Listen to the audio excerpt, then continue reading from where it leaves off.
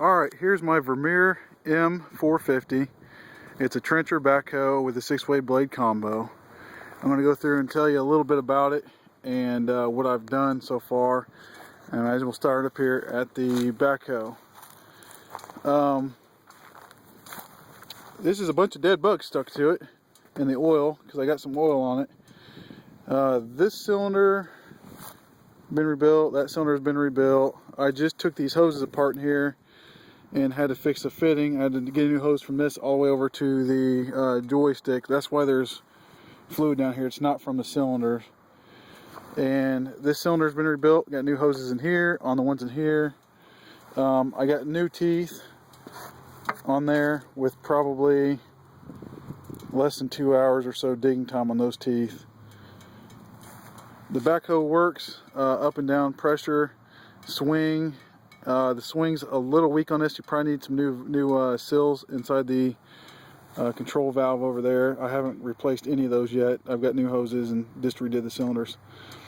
The blade is a 6-way blade. I believe that may be 6.5 to 7 foot. I'm not really sure on that, but it's got up and down, right, left, and it tilts from side to side.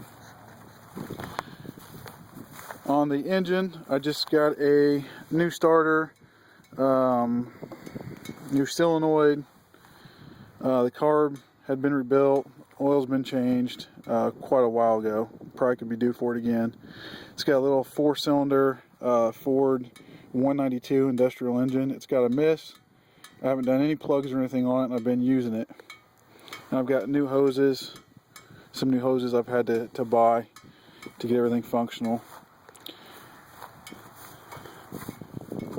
I've got a water temperature gauge, oil pressure gauge. You got throttle, which can be controlled here or up there on the backhoe.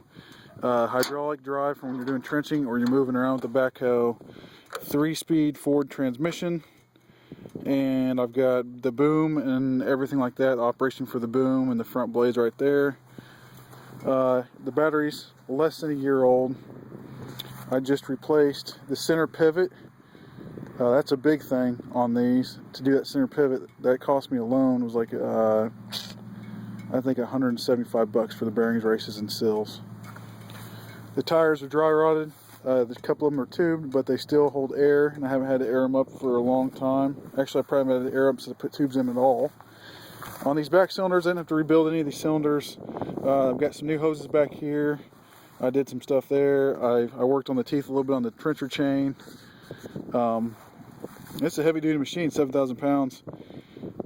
This fuel tank right here, you've got a rear end set up off of a Ford that goes back and runs a trencher. This is up right now. I'll have to untie it to put it down. That flips down and it goes in the trench and it cleans off the back side of the trench when you're trenching.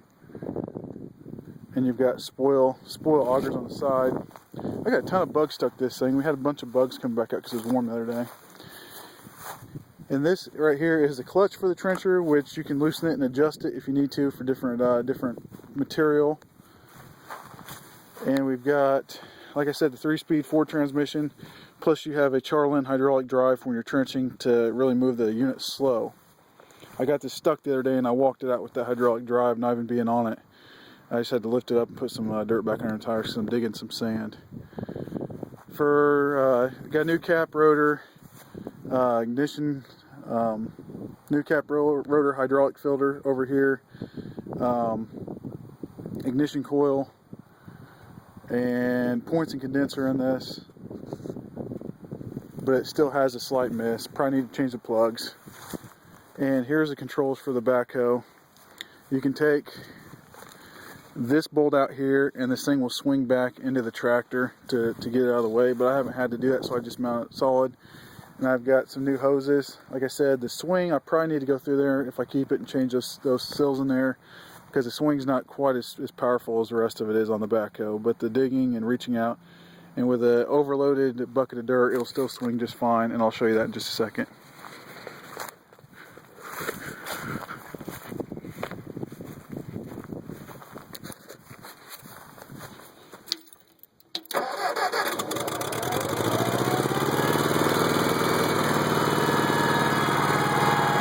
pressure. I don't have any heat in it. It's pretty cold out here.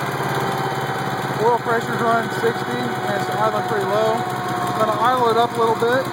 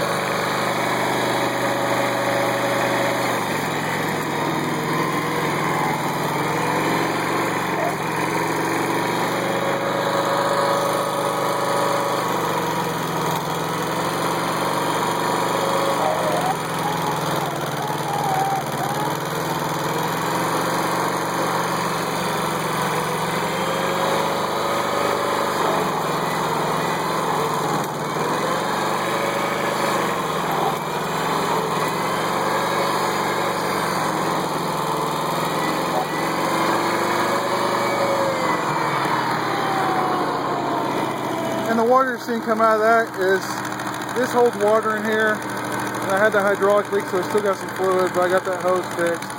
That's the water you see coming out of it, and some water sits in here a little bit inside the boom. But hope that answers some of your questions. I'll show you the hydraulic drive real quick. Sorry if the video sucks, but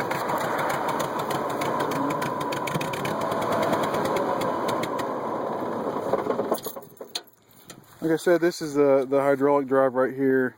It drives, it's four-wheel drive. It's articulating in the center with that bearing replaced. And it's really not a bad machine. You got a brake there, got a brake pedal, got a clutch on the other side.